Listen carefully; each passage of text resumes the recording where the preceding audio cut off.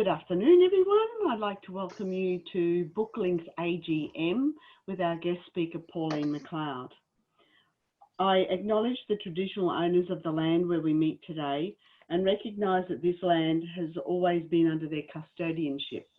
I am on the land of the Yagara, Yugara and Yuggera people, and I invite you to write in the chat room the country you are on. I pay my respects to elders past and present. As President of Booklinks, I'd like to welcome everyone here to the AGM and introduce our guest speaker, Pauline. Pauline is the Children's and YA Literature Specialist at Riverbend Books, Bulimba, a teacher librarian and former English and history teacher. Pauline was the Queensland judge for the 2019 Older Reader category of the CBCA Book of the Year Awards and is a committee member of Love YA for the Brisbane Writers Festival. So I'm going to hand it over to you now, Pauline. Okay, thanks, Jenny. Welcome, everyone. I'm going to share my screen and work through my PowerPoint with you. So you won't be seeing me, I guess, my face for most of this. You'll just hear my dulcet tones. So if anyone can't see what I'm sharing, if you can please put it in the chat if you have any technical difficulties. All right.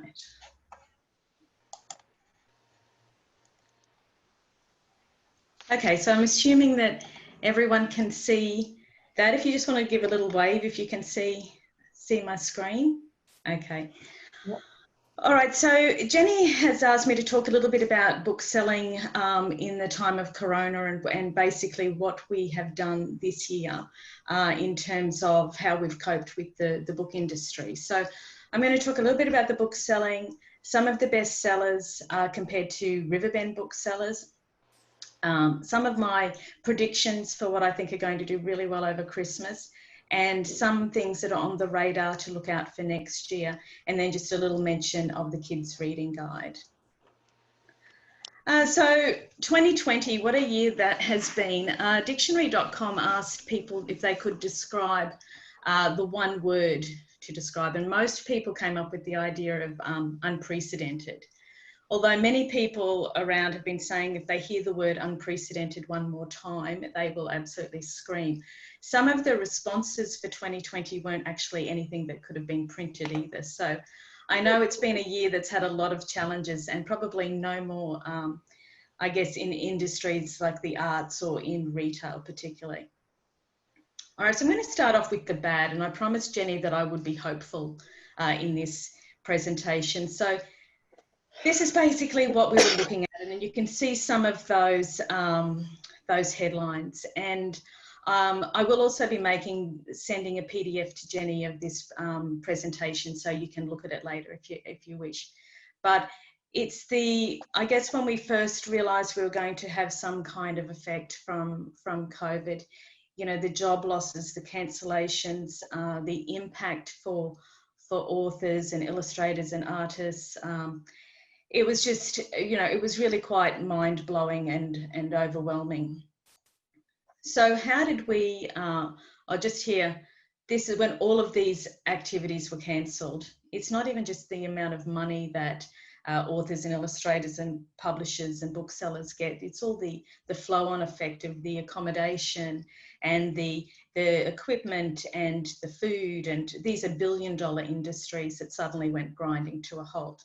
And it was a little bit of a sobering time, as I'm sure many of you remember. So the Riverbend response to COVID, when we first knew we were going to have to lock down, and it was a really sobering day. I remember when we decided that we were going to close the front door of the shop. And we thought about, well, what can we do? And Susie's main concern, of course, was for the safety of staff and also for our customers. And we have people on staff who are in those categories because of age or because of underlying conditions were at risk. We also had that idea, what if we had a breakout attributed to Riverbend? How do you deep clean a bookstore? I mean, that's just mind-blowing to think of how would you actually clean a place that is basically made out of paper. So we were very worried at the beginning, and I'm sure, that Susie probably didn't sleep for most of March, I would say, thinking about what we were going to do. So we decided that we would think about, well, what we do is we cater to our local community best. So we promoted our online catalogue. We gave free home deliveries to local postcodes. We did a drive-through pickup, which worked really well. For people who are familiar with Riverbend, we have quite a large car park, and we did that as a drive-through. Free postage for orders over $50. Staff worked from home. So that was okay for me because I work from home 2 days a week anyway. It just meant that I had, like many of you, I had my family members in my workspace, which was a challenge in itself. And I think at that time, while I was working from home, virtually half of the children in our neighbourhood learned to ride their bicycles during that time. A whole generation of kids are now bike riding because they were outside my windows as I was Zooming and having meetings with these children, you know, riding past. We had a core group who worked at Riverbend with really strict social distancing and hygiene practices. So those group of people, about 5 or 6 of them, have probably never ever had to work harder. I went in a couple of times, and it's really hard to work when you're trying to be in a 4 square meter space. And we had to spread throughout the store and take phone calls and do all the individual orders. Also, something I guess you don't even really think about is how you operate. A lot of our work when people come into the store, they browse, they ask questions, they bring the books to the counter, or we might go and help. But when you're doing phone orders, or when you're doing web orders, a lot of the time when you look something up, you're then having to do follow-up phone calls. Because we realised then too, our catalogue had quite a number of books on it that, you know, are special orders, or they're out of print, or we have to track them down. And one of our huge problems was also deliveries at this time, because from about March, when Australia really stopped all flights coming in, that also meant air freight wasn't coming in. Very few planes were flying in. And we were told by publishers that for books to be sent by air, it would be an extra $20 cost per book onto that. And that's just not something that the market can sustain. So some companies did go toward printing in Australia. So on one level, that increased the Australian production, because you probably know that a very large percentage of books are printed in China, and that market shut down. So we had this combined effect of books couldn't be printed. The ones that were printed couldn't be sent by air freight. So they were suddenly then all put onto ships.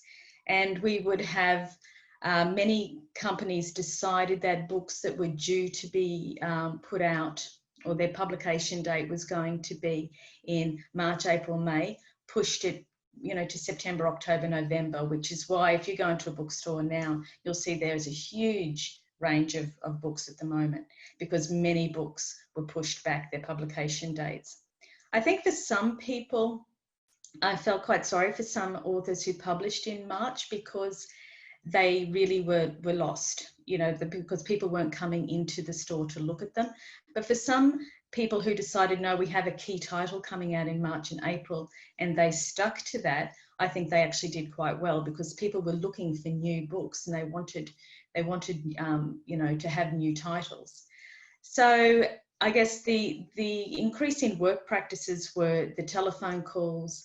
I think I probably spent a great deal of this year on the phone to warehouses and publishers, trying to track down where the books are, you know, because we would be, many times this year we have been promised books. Yes, they're coming. I can see that the boat has left.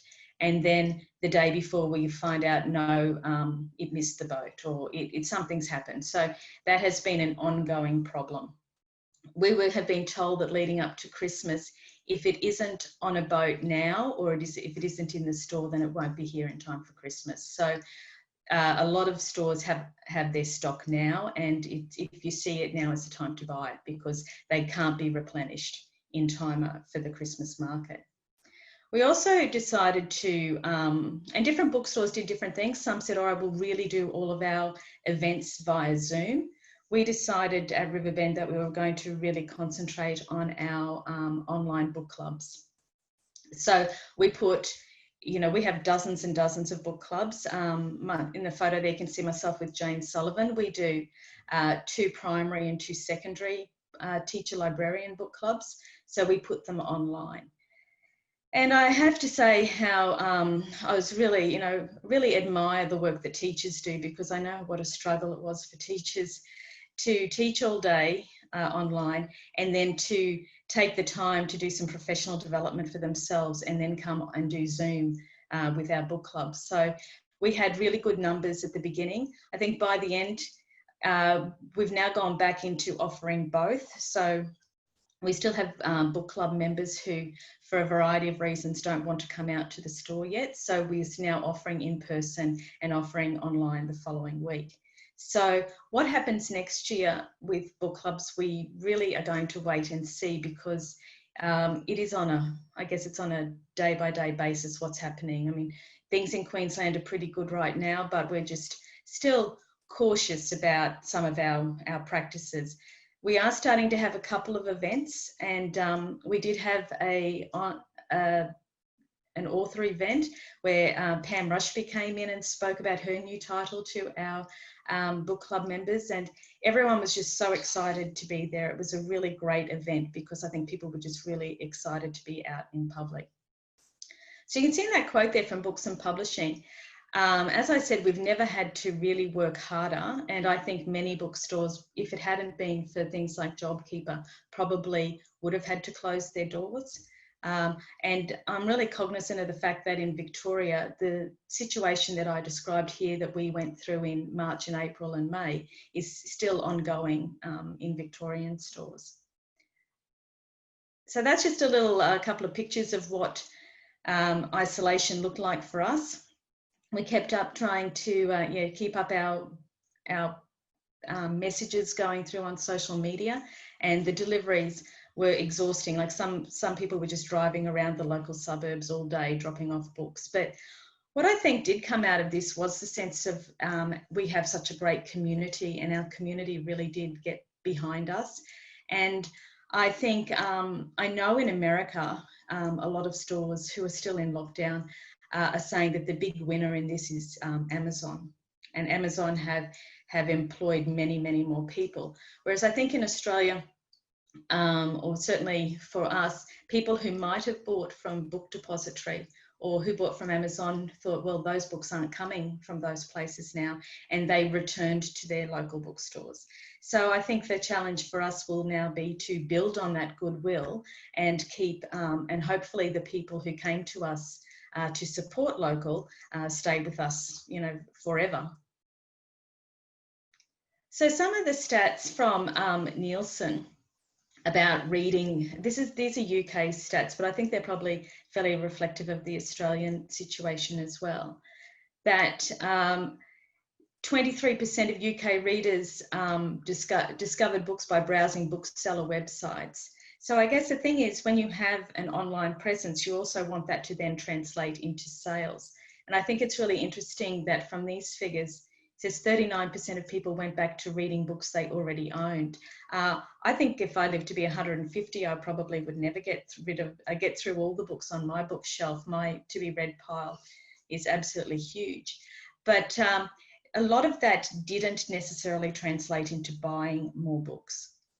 I think because people did buy online with their ebooks, but I think there was some borrowing. So, and I think though in the Australian situation, I think we did see an increase in sales. So the impact there on the print sales in 2020 has been, one of the big winners in this has been children's sales, which is really fantastic to see. That these are figures up until the 5th of September, that children's has increased 7% on last year's sales, and the rest of the market has gone up 2%. So I think that's really encouraging for Australian stores who particularly the stores down south who have been through bushfires, lockdown, repeat lockdown. So I think that, you know, it has shown, it's been, people have in isolation rediscovered reading perhaps, or rediscovered print, and that's being reflected in the sales. So categories positively impacted during restrictions. I find this fascinating, and I wish in February I had a crystal ball and I would have gone and bought a lot of jigsaw puzzles to put in the store, because 80% increase in jigsaw puzzles. I think that's quite amazing. 50% in novelty and activity. The one that really, that I see is the 19% reference and home learning. And I think some parents initially did do a real panic buy. I think probably a lot of parents went, I trust the teachers, you know, this is only for a short time, let's just ride with it. But some parents went into full online homeschooling mode and really decided that they were going to do all the learning. We don't sell a lot of those sort of books. It's not really what we're about. But I think sort of the news agencies and the discount department stores that sell that really saw an increase in their sales. Pardon me. And in the lockdown bestsellers, so 260,000 units sold to a value of $3 million in March. And you can see what the clear winner there was, is Bluey. And interesting, I guess some crime. Hilary Mantel, so people thought, look, I finally have, that book came out and people thought I finally have time to sit down and read that because it is the size of a brick. So interesting to see, you know, the things that did take off in March. So now for some good news. So as I said, up by 2.9% on last year, which is really great. And sales of units up by 7% to 37 million. So I think that's really encouraging. And people have been really great supporters. So we've been told that October is looking like it will be the biggest month in distribution history in Australia. And this is driven by both the sheer volume and title picks, due in part to the delay in titles from earlier in the year. Although having said that, both front list and backlist titles are in demand. So I think people are, it's going to translate to a really good Christmas because of the fact that people can't travel. I think a lot of people are thinking that their Christmas stockings might be a little bit fatter this year because they're not spending that discretionary income going away overseas. So they possibly might be spending it more on books. Or maybe even it could be that because people have rediscovered reading during lockdown, that it's part of that ongoing, I guess, wave. So it will be interesting to see if this translates in 2021 with the same intensity.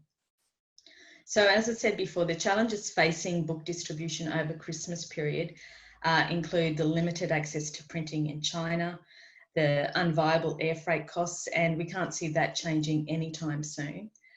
Delays to sea freight, delays with when the stock gets here, whether it, being removed from the docks or how long it has to stay in customs because they have increased demands there, and increased pressure on onshore printing services.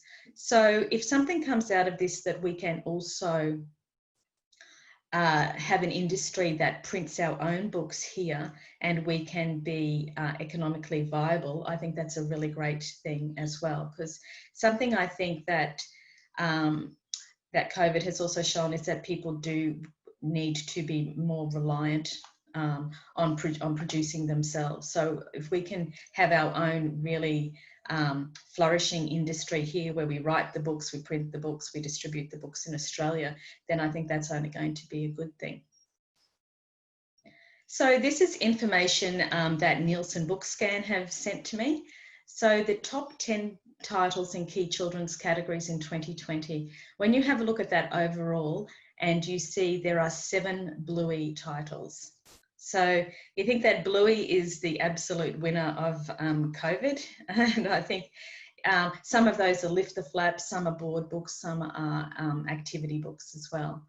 The fact that that number 7 is Midnight Sun is a little bit, I really enjoyed the Twilight series when it first came out, but the Midnight Sun was a couple of hours of my life I don't think I can get back, and I couldn't even finish it. But it was, I guess, riding the crest of the wave of the popularity of the original series. Also, they're the Ballad of Songbirds and Snakes, part of the Hunger Games world. So interesting to see there what are overall. In the preschool and picture books, and I'd like you just to think about these, because then when I show you the Riverbend titles, you'll see what a contrast. With the preschool and picture books, again, I think they're all bluey except for one that is about unicorns. Okay, so I mean, I love Bluey. I think Bluey is fantastic. It's just, I guess, a little bit depressing when you see, with the volume of sales, the most amazing picture book industry we have here with our authors and illustrators, that some one market or one publication is really flooding the market. With the children's and YA, now they put theirs together. I have separated ours. So again, as I mentioned, Midnight Sun and Ballad of Songbirds and Snakes, and you'll see that there's quite a few scholastic graphic titles in there, with the Dog Man, Bad Guys, Weirdo. That's all the reflection, I guess, a continuation of what we saw last year. Same with David Walliams, and then Ando. And Ando has just been prolific this year. He has another new series, Sky Dragon, coming out. I think he's just releasing 5 or 6 titles a year, so he's doing really, really well. And it seems to have really tapped a nerve with people, those books, because I know just anecdotally I hear how much teacher librarians are saying they just cannot keep them off the shelves, because they're really good. They're fast-paced, a little bit scary, but fast-paced, short chapters, and kids are really loving them. We don't do the children's annuals. The non-fiction, it is encouraging to see that Young Dark Emu is still nationally holding its own. I'm really, really pleased to see that. And the textbooks and cartographic products we put in our non-fiction. So the Riverbend titles, and just before I go on to that, these are their children's bestsellers over 10 years old. So it's also, I think it's encouraging that we have 2 Australian titles, or 1 and 2 there. It always interests me that they have To Kill a Mockingbird here, because that's a title that we have in our adult classics range. We don't count that as a children's book. So these are the Riverbend titles, and you can see we are really quite different from the national averages. And it also, I guess, shows how important the schools market is to our business, because you can see there overall, the first 5 titles there are class sets. And, so we have The Giver, The War That Saved My Life, which is probably one of our overall bestsellers of all time. Akane, Everything I've Never Said, John Marsden, and we have Bluey, Running Man, Bluey, The Year the Maps Changed, and The Illustrated Encyclopedia of Ugly Animals. So when you look at all those class sets, it's great to see that the Australian authors there are still, really holding their own.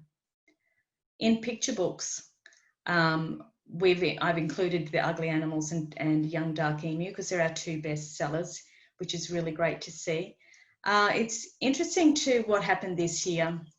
You'll see that we have Respect and Tell 'em. We have 2 Indigenous titles, and Young Dark Emu, 3 Indigenous titles in our top picture books.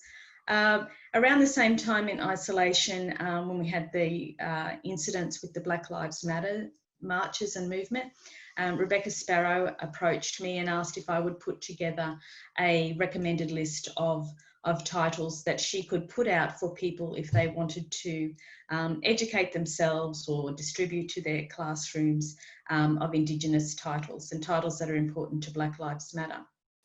So we saw a lot of sales in both from across the whole board. And it was really encouraging to see that a lot of people were wanting to buy books about race and relations and Indigenous children's books at that time. So I think that probably is reflected in some of our sales as well. And number 4 there, Respect. That's one of my favourite picture books of the year. I absolutely love that series. It's coming out of Magabala Press. And junior fiction, as I said, The War That Saved My Life. We just sell that over and over and over, as well as people having it as class sets. But again, you look at the number of Australian titles there: Magnolia Moon, Worse Things, Catch a Falling Star, Theory of Hummingbirds, Little Wave, and The Mummy Smugglers of Crumbling Castle. So I have 2 for number 10 that are a joint, because we also have The Highland Falcon Train came in, and that's a new series that is just doing really well. Book 2 came out this year, and I guess it's like a Agatha Christie Murder on the Orient Express kind of idea, but without the murders. It's more, child appropriate. But it just really, I think we're doing really well with our junior fiction. There's some really, really strong titles there. And I think too, the fact that Little Women is in there, that's just a reflection of the fact that the movie came out at Christmas time, and there was a big rush on that.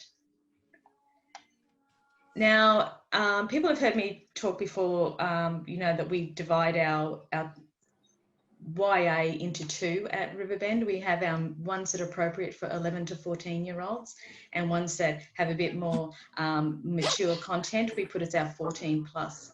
And again, you look at the I think just around the corner. You can see that there are in the middle reads there, you can see that there are some perennial favourites, the fact that we're still selling a lot of wholes. So the class sets there, again, it's great to see all of those Australian titles.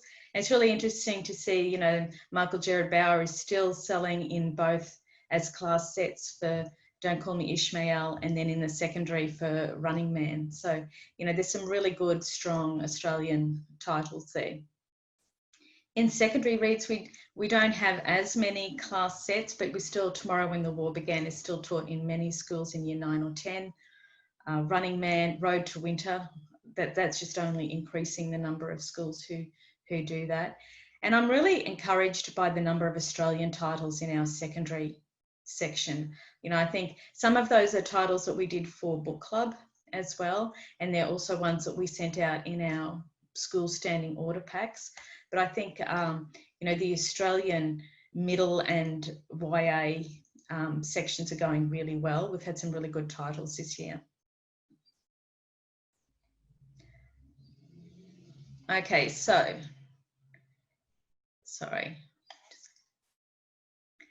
Christmas predictions. These are some of the ones that I believe are going to do really well over Christmas. Some of them are out now, so you might have seen them if you've been in bookstores. Sing Me the Summer by Jane Godwin and Alison Lester is just absolutely beautiful. It's one of those ones that if I had to send a book about Australia overseas, that would just be a perfect book. I think, Jane is just so clever in her writing for this age group, and Alison's distinctive artwork is just really beautiful. Probably one of the biggest sellers of the year is going to be Windows, which is by Patrick Guest and illustrated by Jonathan Bentley. And it's just, I think it's one of those ones that families will buy as kind of a memory book of COVID, that time when we were all behind windows and when people couldn't touch and they couldn't hug, but they communicated as part of a community. I think that's going to be a real keepsake. And then Davina Bell just writes the most beautiful picture books where, her All the Ways to Be Smart has been one of our bestsellers all along. And How to Be a Real Ballerina is the kind of book she said she wrote for girls of all shapes and boys of all shapes and sizes who want to dance. And there's no such thing as being a real ballerina. If you can dance and you want to dance, then you are. So I think it's got a beautiful, empowering message. And Oliver Jeffers, What We'll Build, is also his story of hope for the future that he wrote for his daughter, about the kind of future that they can plan together. I'm not sure if any of you have seen Skunk and Badger. It is going to be one of those little, it's like a little moral story about a very cranky, a bit like The Odd Couple, very cranky badger who has this little skunk who has nowhere to go, who comes to stay at his house. And it's just this beautiful story about friendship and tolerance. And I think it's one of those little sleeper titles that is really going to take off, because everyone who reads it just think this is so adorable, and the illustrations are gorgeous, and it has a beautiful message.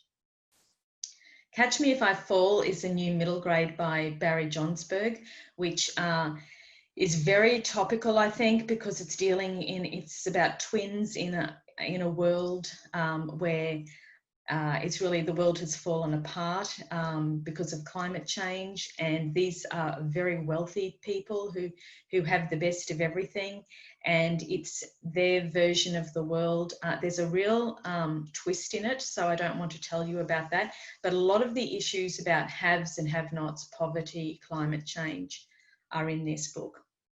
A Future Girl by Asphyxia is an Own Voices book. So Asphyxia is an author who was born deaf, and it's the protagonist in this is a deaf girl, and it's set, I guess this is a bit prophetic, it's also set in a future where people have manufactured food because there's no food left, and the government basically tells them what to eat, and it's all controlled by the government. But the whole way through, every single page has the most beautiful borders and illustrations. It's a really visually beautiful story, and it's really great to see an Own Voices story with someone who is writing the point of view of a deaf girl, from her own experience. The Left-Handed Booksellers of London is a great fantasy read. It says they're authorised to kill and sell books. There's not a lot of books selling in the book. There's a bit more chasing down the baddies and mythical creatures. It's an absolute really fun read, fantasy read. So I think Garth Nix has really done a great job on this one, and it's one of those crossover books that both adults and teens are really enjoying. And then the Tiger Burning Bright is the most exquisite, it's absolutely huge, hardback collection of poetry, all different sorts of poetry about animals, and it's illustrated by Britta Teckentrup. So it's one of those gorgeous coffee table books, or one that the whole family could enjoy. It's really one of those beautiful gift books.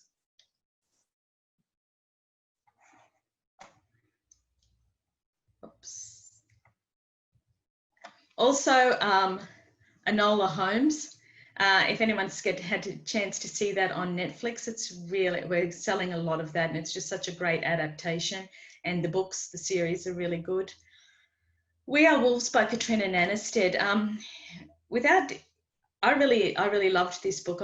It was described to me as Frozen meets the Holocaust, in the sense that it is a story of siblings, and it's set during the time of the Holocaust, but it's actually a different World War II story, in that these are German children, and they live in Prussia, and it's at the very end of the war, and it looks like Germany is going to lose, although the German soldiers realised it a long time before the actual hierarchy. And it's as the Russian army, students of history will know the Russian army did terrible things going through Prussia, East Prussia. So all these families had to just suddenly in the middle of the night pack up and leave and make their way across icy lakes, trying to get to these boats to take them to safety. And these three children get separated from their parents, or from their mother and grandparents, and it's basically a survival story. I really loved it. I think Katrina Nannerstead is a brilliant writer, and I think it really, there's such an appetite for World War II stories in this age group. So the children who love all the Morris Gleitzman stories will really love this one. And then Dangerous Animals is Sammy Bailey's follow-up to The Ugly Animals, and it is equally exquisite inside. This Small Blue Dot is a beautiful picture book that has been getting a lot of traction. It's just a little girl explaining to her newborn sibling all about the world, this small blue dot that we live on this planet. It's a beautiful gift, beautiful book for people who've just had a baby. Now, Be Your Own Man is the Jess Sanders equivalent. We did very well with Love Your Body, which was all about female empowerment. And this is about male empowerment and all about how we, encourage our boys to be themselves. Now, Keeper of the Lost Cities is a series that we used to buy in from the States, but it's now Simon & Schuster have picked up the rights. And it's just absolutely going off, this series, because it appeals to those kids who love Percy Jackson or love Harry Potter. You know, they're really high adventure. There's already 8 or 9 in the series, and they are huge. So for those voracious readers, it's a really good book. So Maxine Beneba Clark's When We Say Black Lives Matter, this is her. This is a drop-in. This is the book that wasn't scheduled to be written, that she decided during Black Lives Matter she needed to write. It's very beautifully illustrated. It gets the point across. And I had to throw in Rudy Nudie Christmas, because it's just, for those of you who loved Rudy Nudie, it's just as cute as the original. And of course Hollowpox, which is out now. Okay, so on the radar, I'll skip there. On the radar, some books that are coming up. Now, in terms of trends, we are starting to see a couple of books coming out where we're going, we had a lot of dystopian books a few years ago, and then the appetite for that really, really went off. But now we are seeing a few post-pandemic type of books, and I think that there will be a few of those coming. One of the biggest sellers at the moment are anxiety books, and anxiety books for children. And I think that's probably just a reflection of the time that we're in, that there are lots of self-help and anxiety books out. So I won't go through all these in great detail because I'm conscious of the time, but just to let you know, and you can look at the notes later. So the new one, A Daybreak, this is going by Amy Maguire. This is really lovely. It's all about Australia Day and the significance of Australia Day and Indigenous survival and resistance. And I think it really gives a good history and an understanding of why Australia Day is not a day of celebration for certain members of our community. So I think it's a really important book. Harry and the Guinea Pig. So Jean Zion and his wife Margaret Bloy Graham, who were the original creators, a husband and wife team, who have not been alive for quite some time. So this book has come out of their estate. So it is a new book, Harry and the Guinea Pig. So for those people who love, Harry the Dirty Dog, they'll be excited to see a new one in that series. Ollie and Basil is from the characters from The World of Clarice. So it's about the travelling frogs. And another lovely one by Sonia Hartnett and Gabrielle Evans, Blue Flower. So this is one about a child's insecurity at starting school and how she finds it difficult to make friends. She's not funny, she's not a fast runner, but she does love art. So it's about accepting who you are and being a little bit different. Sorry, there we go. Don't Forget by Jane Godwin and Anna Walker. So it's one about reminding people that there are important things to remember. So things like, even in a world of chaos, there are times when things like the little things, making your bed, brushing your teeth, remembering your coat, all those little things, remembering to smile, lend a hand, just focusing on when the world feels like you can't control it, the little things in your life that you can control and enjoy. And then Bear and Rat by Christopher Chang and Stephen Michael King, a story about true loving friendships and the best of friends, Bear and Rat. And I'm very excited for this new early reader series, School of Monsters by Sally Rippon. It's been described as Sesame Street meets Dr. Seuss in a new early reader series, and they're going to be published in March, June and September. So they look really, really cute. Lots of really unusual little monster creatures there.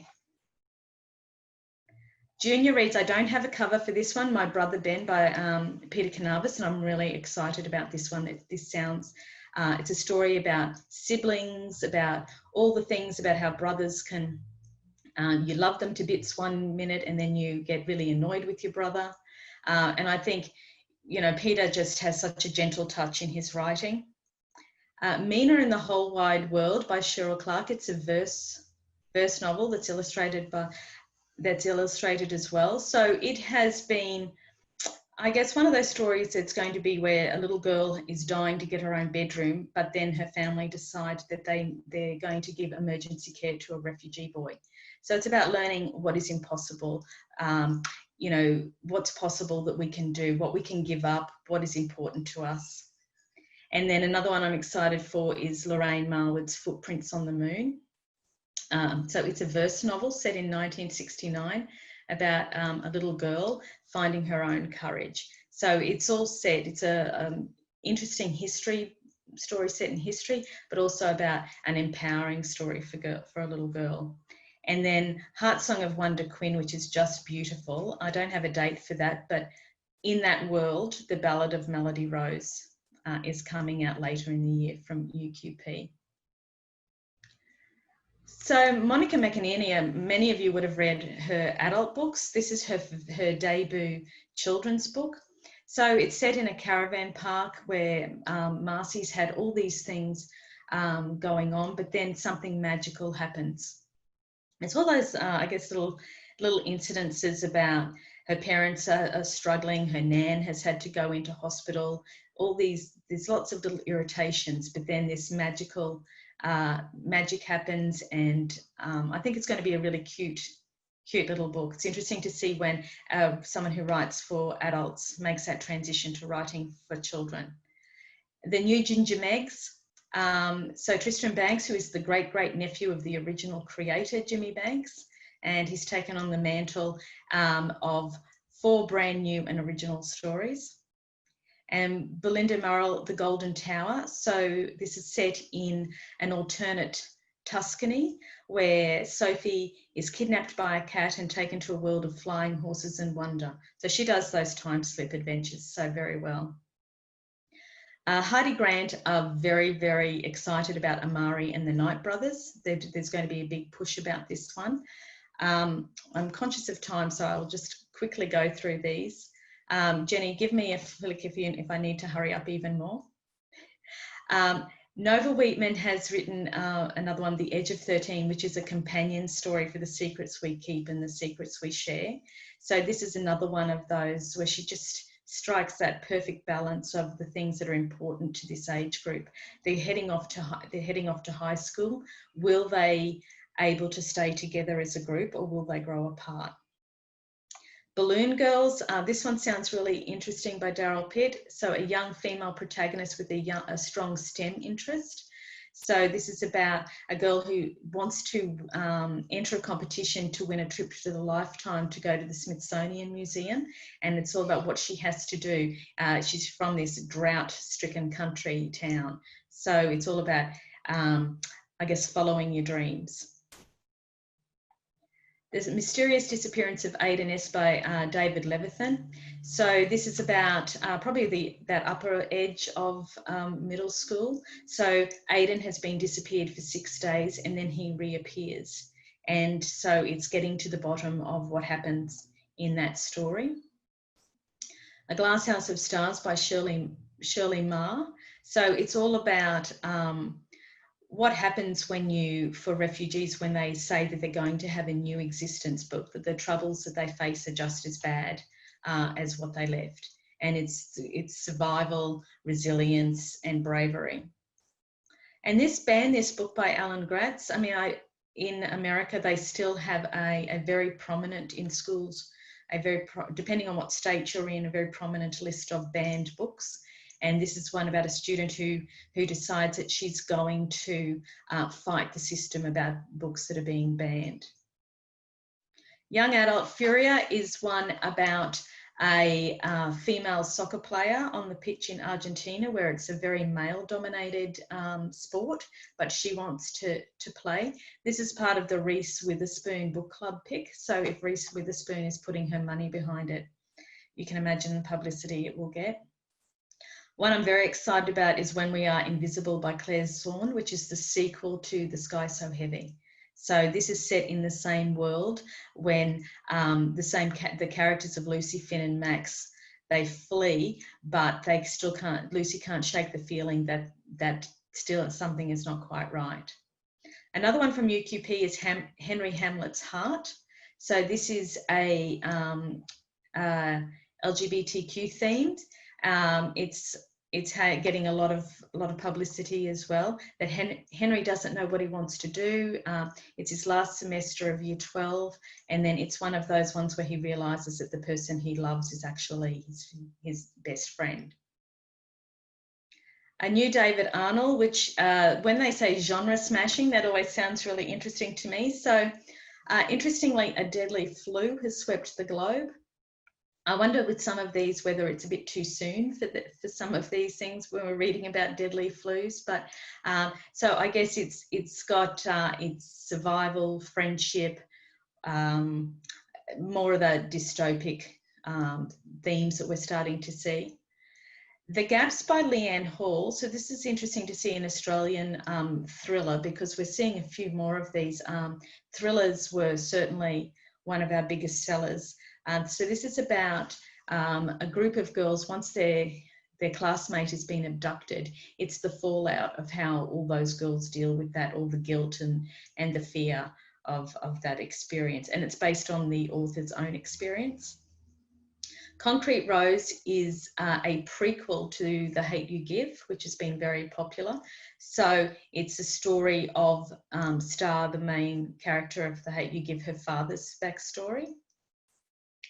House of Hollow by Crystal Sutherland. That her Chemical Heart, the Chemical Hearts one is just about, I'm not sure if it's on Netflix, but certainly been made into a movie. So she's getting a lot of traction in the US. So House of Hollow is a contemporary thriller about three sisters set in London with a dark folktale fantasy element. The Prison Healer by Lynette Noni, that comes out in April. Alexandra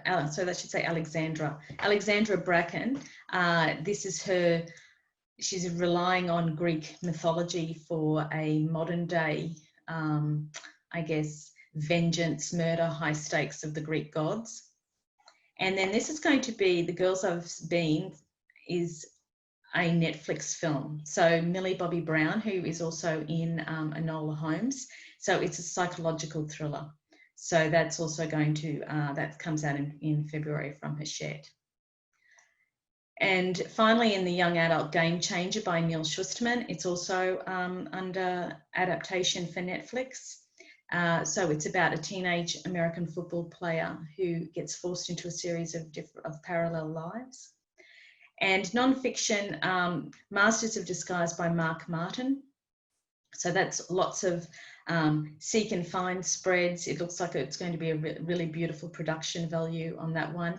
And Philip Bunting is doing a number of these non-fictions for Hardy Grant. This is the only little thing that they could give me on that, and it's called Me, Microbes and I, a guide to the viruses, bacteria and other weenie weirdies that share your world, a positive primer on nasty bugs and how to squash them. So I think that's probably very topical as well.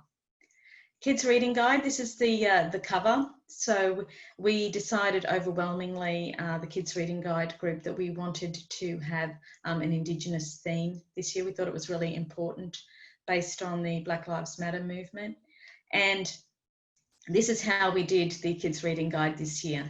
So we had 2 days in June, 2 8-hour days where we listened to publisher blurbs, and then we had an 8-hour day in July where we picked the selections for the guide. So I know that's all very rushed, but thank you for listening to me. And of course, anytime you want to contact me at Riverbend, I'm at childrens@riverbendbooks.com.au, and Jen and Lisa deal with all of our schools information. And this is something we've all been, all our publications this year, we've had these signs around, of course, about how to stay safe from the coronavirus. So yeah, thank you very much. Thanks, Jenny.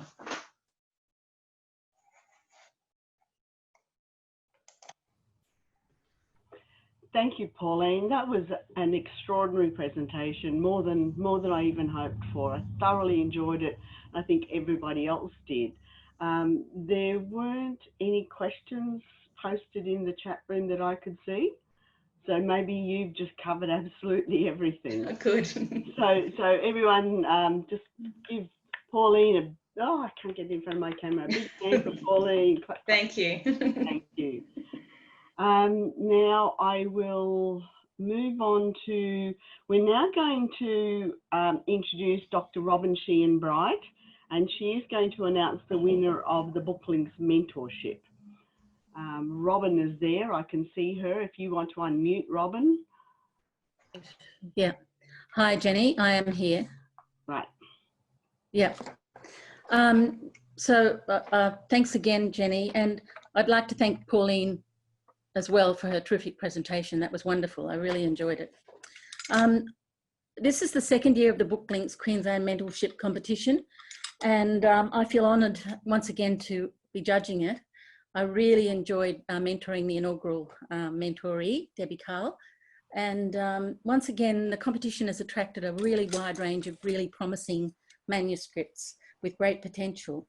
I don't think there was one that I read that didn't have great potential, but we of course had to shortlist a shorter number than that.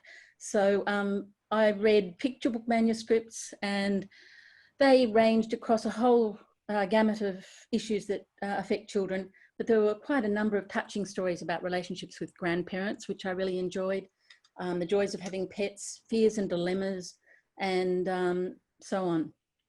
The junior fiction submitted included a range of genres: science fantasies, time slip adventures, refracted fairy tales, choose your own adventure works, and historical fiction. And diverse cultures and characters were also represented.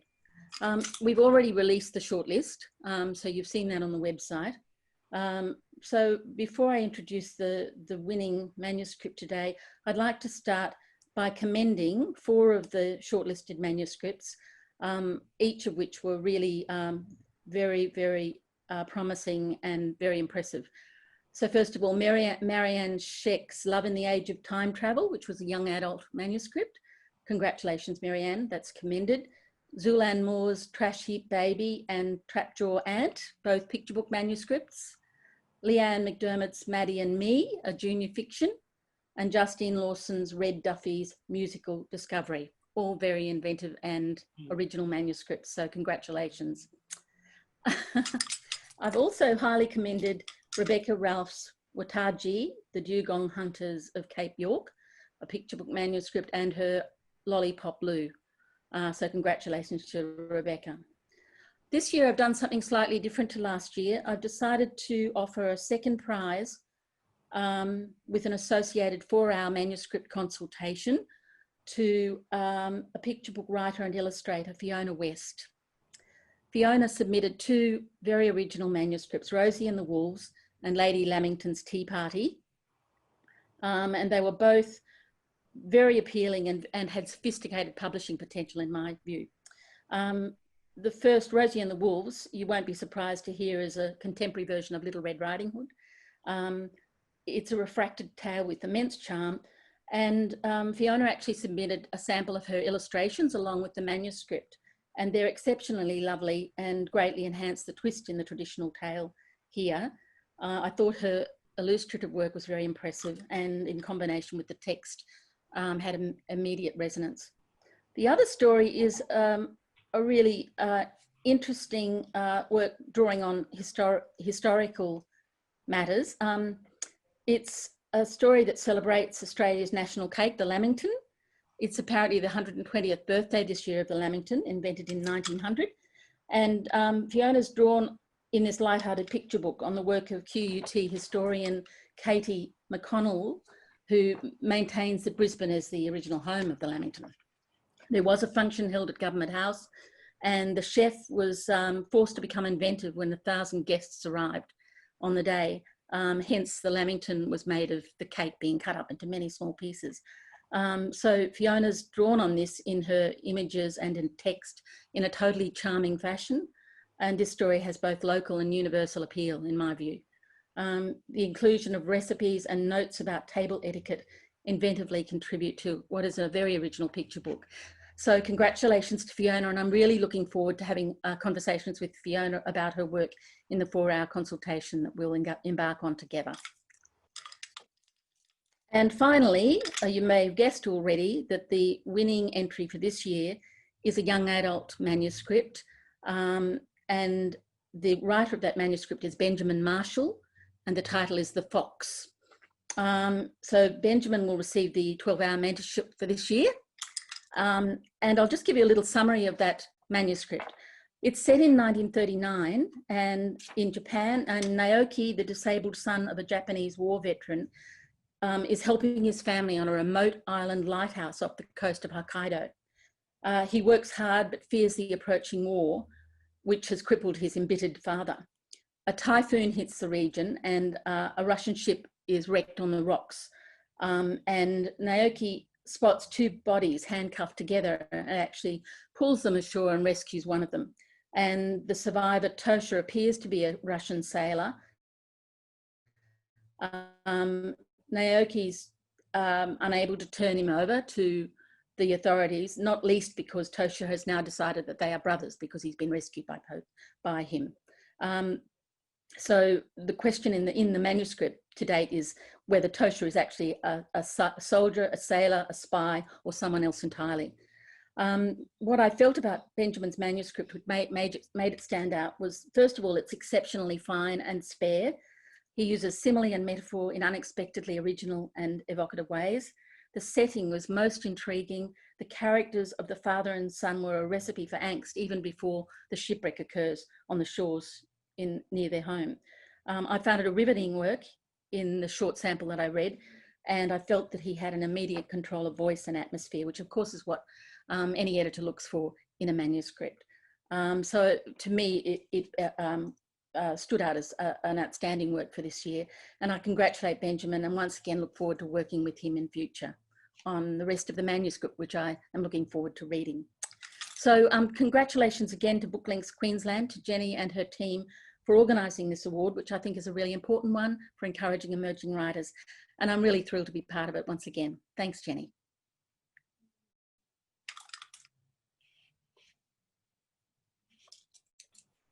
Thank you, Robin. Thanks so much.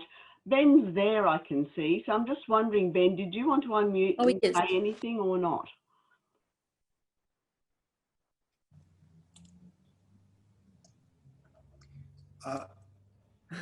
I'd just like to say thank you so much. I'm overwhelmed. I'm just That's great. Thrilled. That's lovely news, Benjamin. I'm looking forward to, I've met you now, but I look forward to working with you in future. That's great. I'm looking forward to that too. Thank you. Yeah. Where are you, Ben? Tell people where you are. I'm in the northern nations of Tasmania. We've got a number of clans in this area, and that's we're about 20 kilometres as the eagle flies from Cradle Mountain. I'm in a remote rainforest valley. Just up there is Black Bluff, and we're a long way from town, and we're pretty remote here. Okay, thanks very much, Ben. Looking forward to seeing that book in publication in the future. And thanks again to Rob. It's now 3 o'clock. Thanks, Jen. And so we are ready to begin the